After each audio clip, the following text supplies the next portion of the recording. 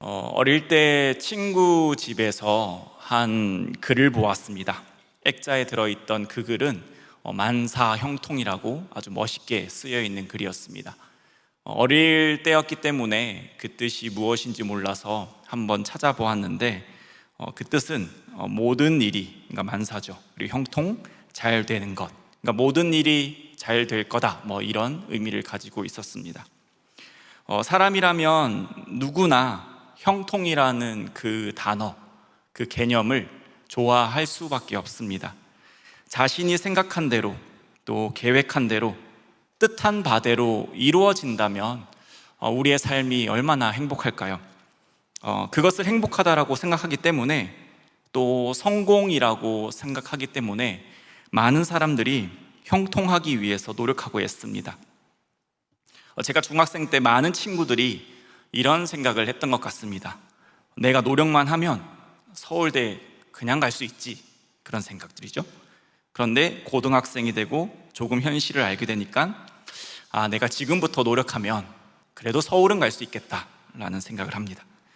그러다가 이제 고3이 되면 행복은 성적순이 아니야, 이렇게 또 하는 친구들이, 저 포함해서요, 친구들이 많았던 것 같습니다. 어른이 되고 이런저런 삶의 경험이 쌓이다 보면 내 노력으로 내가 최선을 다한다 하더라도 이 형통할 수 없을 수도 있구나라는 것을 우리가 깨닫게 됩니다. 그렇다고 포기할 수는 없죠. 이 형통이 얼마나 좋은 것인데 말이죠. 그래서 초월적인 것에 형통함을 바라게 됩니다. 하나님을 적극적으로 거부하는 자들이 운세를 따지고 사주팔자를 의지하고 또 자신의 입맛대로 골라서 노력 더하기 운에 최선을 다하는 모습을 우리는 쉽게 볼 수 있습니다. 그것으로 우리는 형통을 이룰 수 있을 것이라고 착각들 합니다.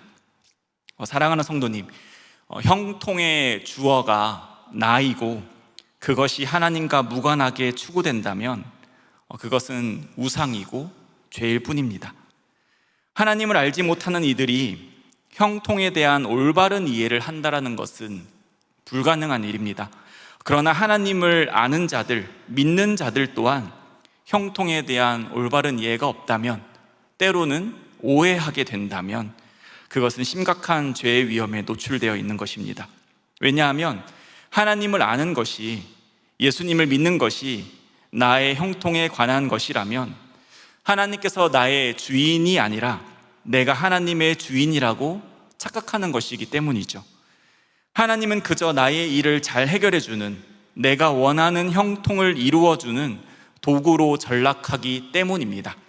우리에게 있어서 내 기준의 형통은 그저 우상일 뿐인 것이고요, 그 형통을 바라는 자는 하나님 앞에 심각한 죄를 범하고 있는 것입니다.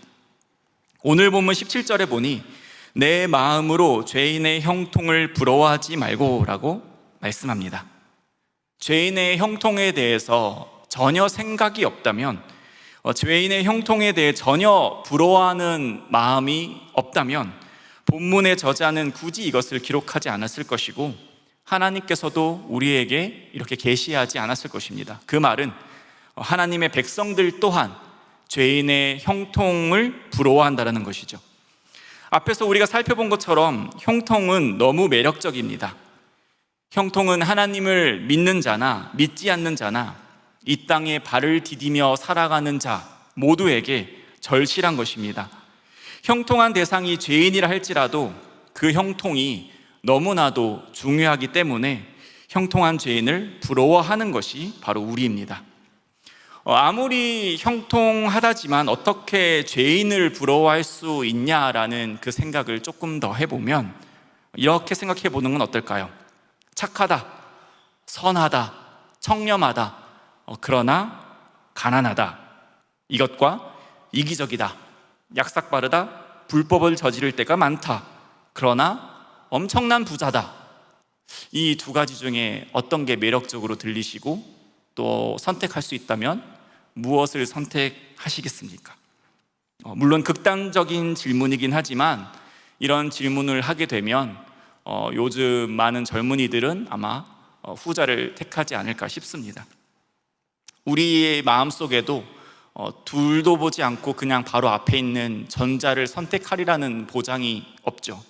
이것을 통해 죄인의 형통을 불허하는 것이 충분히 있을 수 있는 일이다라는 것을 우리는 알 수 있습니다. 죄인의 개념을 조금 더 확장해 보겠습니다. 나라가 정한 법을 어기는 자들을 죄인이라고 합니다. 그러나 우리는 하나님께서 말씀하시는 그 죄인에 대한 개념이 또 하나 있습니다. 바로 하나님을 떠나 있는 사람이죠. 하나님을 떠난 사람, 하나님을 알지 못하는 사람. 그렇기 때문에 하나님의 뜻을 따라 사는 것이 아니라 자신의 뜻을 따라서 세상의 가치를 따라 사는 그 모든 사람들이 죄인, 하나님이 보시기에 죄인이라 할 수 있습니다. 그렇기 때문에 하나님을 모르는 이들도 우리가 아는 것처럼 형통할 수 있고 형통하며 살아갑니다. 오히려 세상의 가치를 추구하며 살아가기 때문에 세상이 말하는 그 형통의 개념에 더 가까이 다가간 것처럼 보이기도 합니다. 하나님을 모르는 이들이 때로는 죄를 짓는 자들이 형통하다 할지라도 하나님께서는 그들을 오늘 말씀처럼 부러워하지 말라고 말씀하십니다.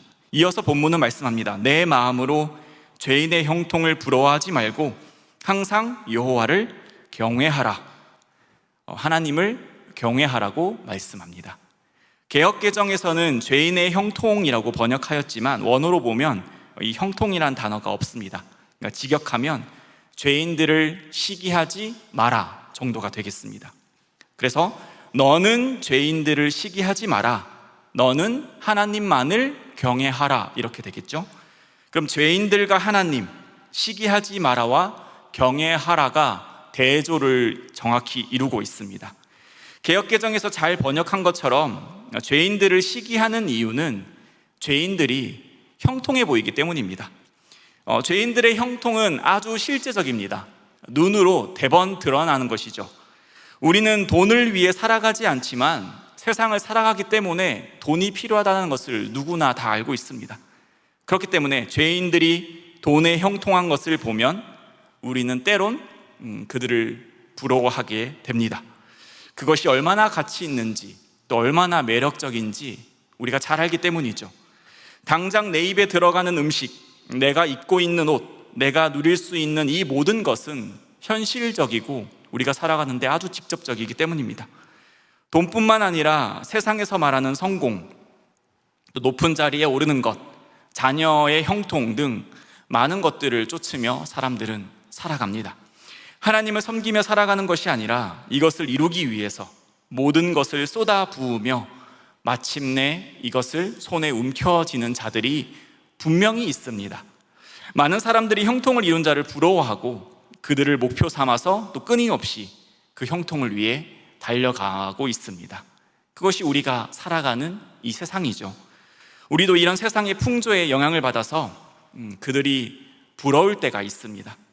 그럴 때 우리의 마음에 죄인들에 대한 그 부러움이 스멀스멀 피어오른다면 어느새 내 눈이 그들의 형통을 바라보고 있고 그 형통을 나도 얻기 위하여서 손에 움켜잡기 위해서 달려가고 있다면 그때 우리에겐 하나님의 은혜가 또다시 필요합니다. 말씀의 은혜가 필요하죠. 우리의 어긋난 가치관과 어긋난 마음의 중심이 다시 하나님의 은혜로 바르게 정렬되어야 합니다. 무엇이 제자리를 찾아야 하겠습니까? 죄인들의 형통은 형통이 아니라는 것이죠. 왜 그럴까요? 죄인에게는 생명이 없습니다. 또 죄인에게는 소망이 없습니다. 죄인은 하나님이 보시기에 아무리 형통하다 하더라도 형통한 자가 아니라 그저 죄인일 뿐이죠. 아까 앞에서 말씀드린 바와 같이 형통의 주어가 나라면, 내가 뜻하는 바가 이루어지는 것이 형통이라면 그것은 형통이 아니라 죄입니다. 죄인은 형통의 주어가 나일 수밖에 없습니다. 그렇기 때문에 죄인의 형통은 형통이 아니죠. 그것은 오히려 하나님으로부터 멀어지게 하는 저주일 뿐입니다. 그렇다면 참된 형통은 무엇인가요? 우리가 아는 것처럼 하나님을 아는 것입니다.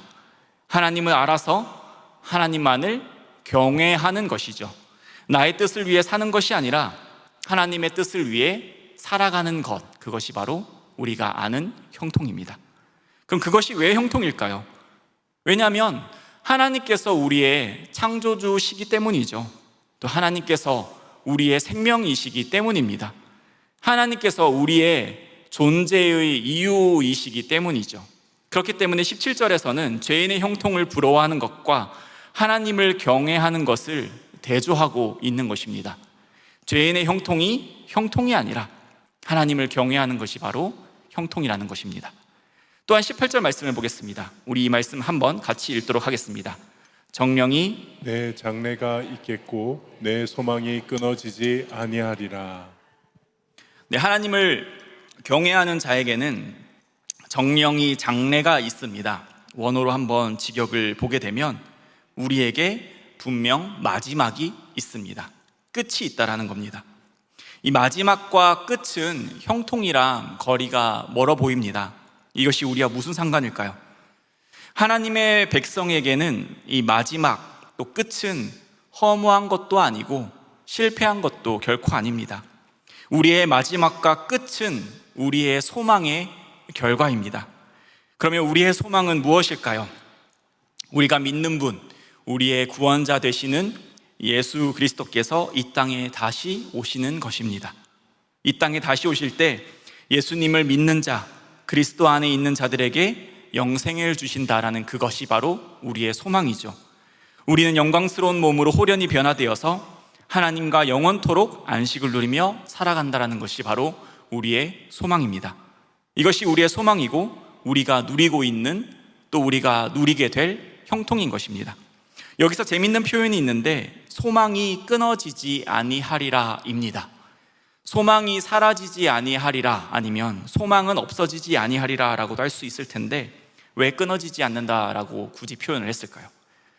소망은 티크바라 하고 끄는 카브라고 하는데 이것은 같은 어근인 카바에서 파생되었습니다.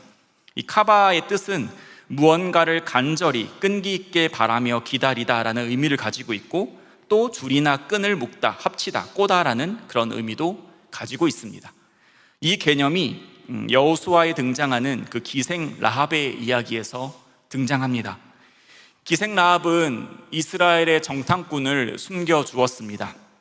그래서 그 대가로 붉은 끈을 창문에 매달면 구원을 얻을 것이다 라고 약속을 받았죠. 그래서 라합에게 있어서 붉은 끈은 그저 천조각이 아닙니다. 그 붉은 끈에 자신의 구원이 있고 그 끈을 맨다라는 것은 구원이 이루어질 것을 소망하는 것입니다. 라합이 창문에 매단 그 붉은 끈은 라합에게 있어서 구원을 바라는 그 소망과 동일한 것이죠. 그렇기 때문에 이 본문에서 끈이 끊어지지 않는 것, 즉 소망이 끊어지지 않을 것이라고 말하는 것입니다. 그러면 왜 이 소망이 끊어지지 않는 것일까요? 이 소망은 우리로부터 나온 것이 아니기 때문입니다. 이 소망은 하나님으로부터 주어진 것이기 때문이죠. 예수님 다시 오시는, 또 다시 오실 때 우리가 영화로워지는, 완전히 임한 그 하나님 나라에서 영원토록 주님과 함께 살 것이라는 이 소망은 하나님께서 우리에게 선물로 주신 것이기 때문에 결코 끊어지지 않습니다. 그렇기에 우리의 형통은 바로 하나님께서 주신 이 약속이고 끊어지지 않는 이 소망인 것이죠. 말씀을 맺겠습니다. 사랑하는 성도님, 죄인들의 형통이 오늘 말씀과 같이 부러우신가요? 그러나 우리가 말씀을 통해 안 것은, 그것은 결코 형통이 아닙니다. 우리에게 이미 주신 그 형통을 다시 한번 발견하는 은혜가 있기를 원합니다. 하나님께서 우리에게 주신 이 소망은 그 무엇으로도 끊어지지 않는 것이며, 오직 이것만이 사람이 누릴 수 있는 가장 큰 복임을 깨달으셔서 죄인의 거짓 형통을 부러워하는 것이 아니라 참된 형통한 자로 살아가는 성도님 되시기를 소망합니다. 하나님께서 우리에게 허락하신 그 끊어지지 않는 그 소망을 품으면서 계속해서 우리가 살아가기를 소망합니다. 그리고 우리가 하나님 안에서 형통한 자이기 때문에 허무한 것을 쫓으며 살아가는 이들에게 참된 형통이 무엇인지를 전달할 수 있는 축복의 복의 통로가 되기를 원합니다. 우리가 관계 맺고 살아가는 모든 이들에게 하나님 안에서 형통한 자의 모습이 무엇인지를 보여주어서 하나님이 주신 그 소망으로 살아가며 또한 세상에 소망 주는 우리 신부산 교회가 되기를 주님의 이름으로 축복합니다. 우리 함께 찬양 드리겠습니다.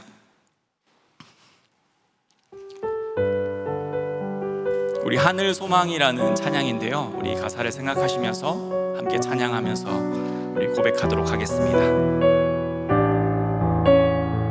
함께 고백하겠습니다. 나 지금은 비록, 나 지금은 비록 땅을 벗하며 살지라도 내 영혼 저 하늘을 디디며 사네. 내 주님 계신 눈물 없는 곳,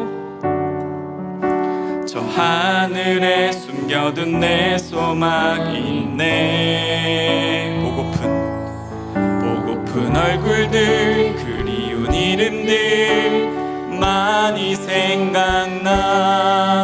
때론 가슴 터지도록 기다려지는 곳, 내 아버지 넓은 품날 안으시는 저 하늘에 쌓둔 내 소망이 있네.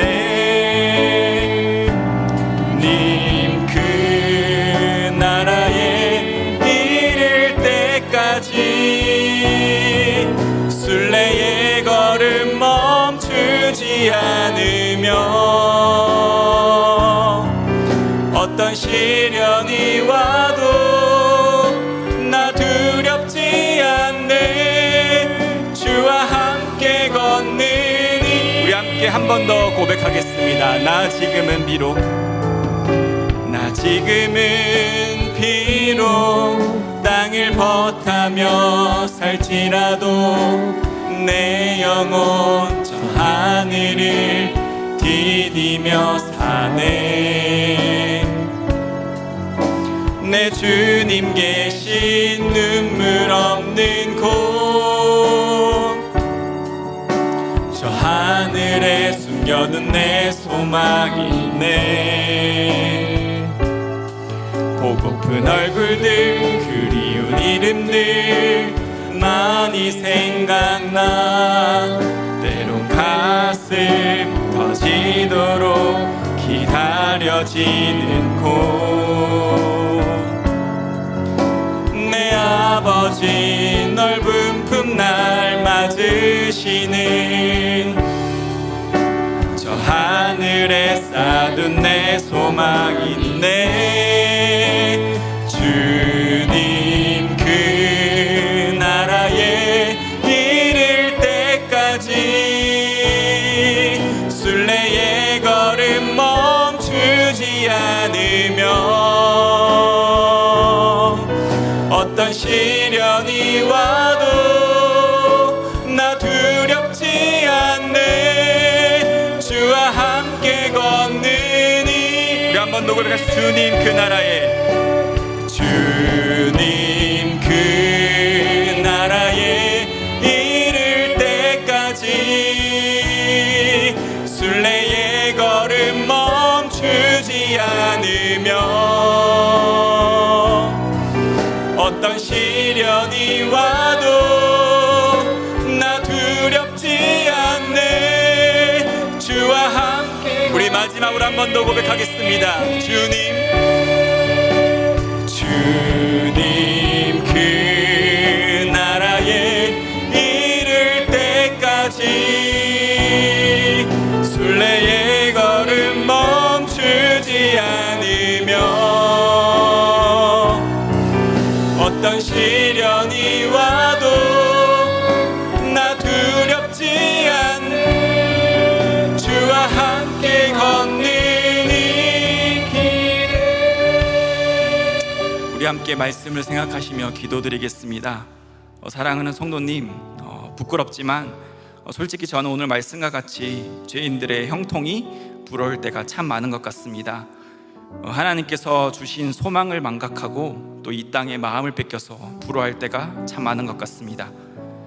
결코 사람의 노력으로는 알 수 없는 그 하나님을 아는 지식을 소유하였고, 또 하나님의 사랑과 은혜로 내 안에 예수 그리스도께서 함께 하시고, 그로 인해서 하나님의 자녀가 되는 권세를 누리고 살아감에도 불구하고 이것이 나의 형통으로 여겨지지 않고 아무 가치 없게도 느껴지고 또 썩어 없어질 허무한 것에 마음을 뺏겨 부러워할 때가 참 많은 것 같습니다. 부러움은 단순히 부럽다로만 끝나지 않고 우리의 소망조차도 희미하게 만들어버립니다. 우리가 죄인들의 형통이 부러울 때면 하나님, 제가 내 안에 있는 형통을 바라보지 못하고 형통으로 포장되어 있는 세상의 것, 생명 없는 것, 허망한 것에 마음을 뺏겼습니다 라고 고백하는 은혜가 있기를 소망합니다. 그리고 이런 은혜의 고백을 할 때 다시 한번 하나님의 은혜, 나를 사랑하셔서 예수님을 통해 의인이라 칭해 주시고 자녀 삼아 주시고 영원한 생명을 허락해 주신, 그래서 내가 형통한 자임을 깨달아 알아 하나님께 찬양 올려드리기를 원한다라는 그 믿음의 기도를 우리 이 시간 함께 올려드리기 원합니다. 그 무엇도 끊을 수 없는 그 하나님께서 우리에게 허락하신 그 소망 붙들며 살기 원합니다라고 우리 함께 말씀을 생각하시면서 기도드리며 나아가겠습니다. 함께 기도드리겠습니다. 하나님 아버지, 참 우리의